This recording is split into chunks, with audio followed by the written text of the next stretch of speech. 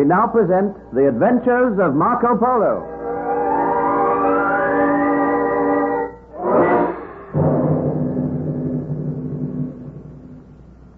Marco Polo successfully disarmed Quisra when they were fighting a duel before Kubla Khan.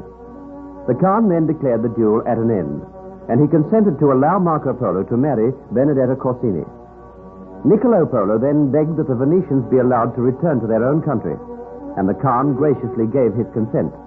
But he said first that Marco Polo should be married to Benedetta Corsini on the same day that Pentan was to wed Kinsai.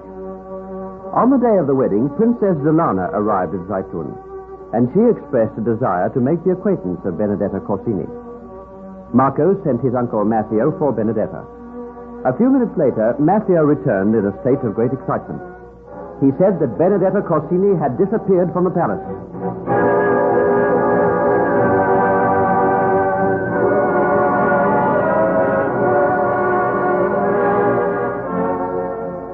My uncle, Maffeo, what are you saying? How could Benedetta disappear? Maffeo, have you taken leave of your senses? She is gone, I tell you. The servants are searching the palace for her. There is some trickery here.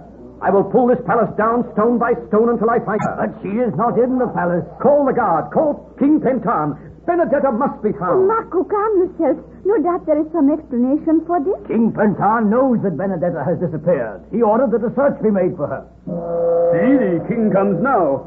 Oh, greetings, your majesty. Greetings, Niccolo Polo. Where is Benedetta Corsini? What is that to you? She means nothing to you now. Marco Polo, I am your friend. I am but seeking to aid you.